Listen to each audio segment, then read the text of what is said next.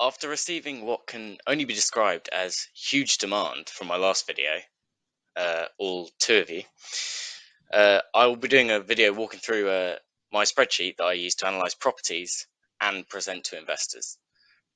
So it looks presentable, it's got all the right formulas without being too complicated, and does everything that I need it to do. So I've got a sample deal in here, and it's property on the market. Obviously, I like to link in here. It's currently on the market for 110. If we flick through the photos, we can see that the living room and the bedrooms are in quite good condition, but the kitchen looks aged and it could do with a new bathroom too, if we have a look. So I'll jump over to the refurb tab, where you can input the costing for your area.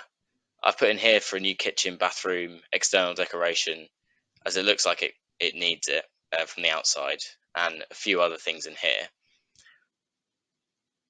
As you can see, once you put in the quantities, it kind of automatically builds up the total, which is 7.4 grand, which then automatically pulls into this cell here in the initial cost output refurb.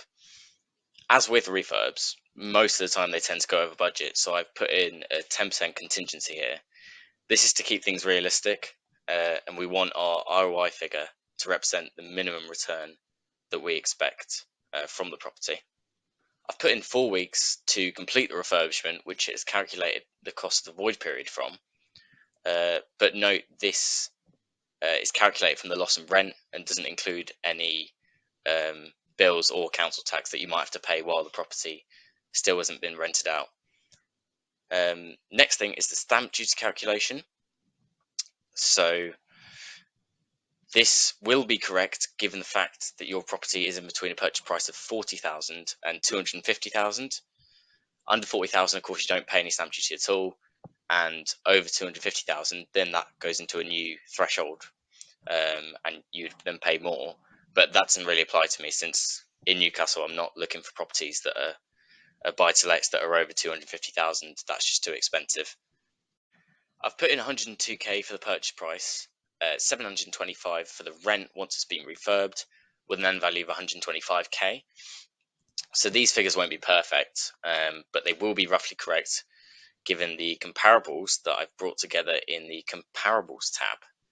Now you can obviously use this to bring together from other pages on Rightmove to see the recently sold, let agreed. It's all pretty simple. Put in your own notes at how you got to those valuations. And you've also got more space for notes in this tab here. For example, what the kind of area is like is what I usually like to put in here. The EPC certificate. So this is really useful for finding out the exact property address and the square footage or square meters of the house.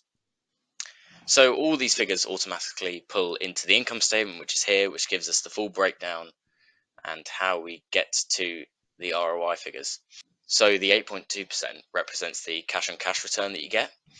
Now, if you refinance this property at the end of the refurb, obviously the capital uplift would go into the cash return. But let's say you don't refinance here and you've just left it as added equity in the property.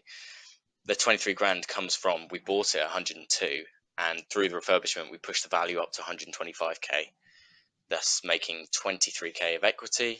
Then you've got the capital appreciation, and so after we take this and the capital appreciation into account at a, what I would say, conservative 5%, but do your own due diligence on that even, now the ROI looks much healthier. But of course we do not buy property just for 1 year, do we?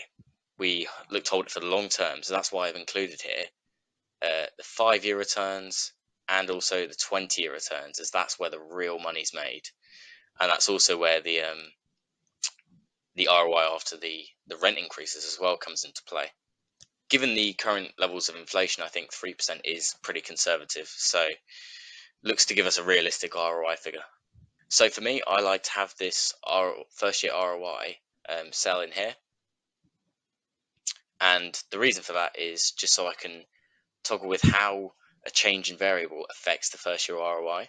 So let's say you can only now get a mortgage at, instead of 3.9%, they are rising, so it goes up to 4.5%, you can see that the first year ROI drops down to 7.1%, which is fairly significant and a great reason as to why you should be looking to buy property now before further interest rate rises.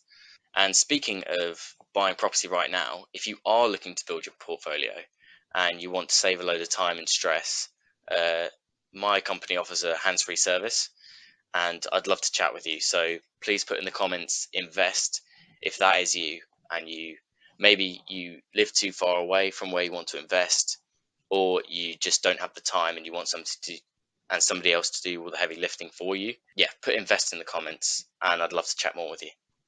And of course, don't forget, click that link in the description to download my free copy of this template of the spreadsheet.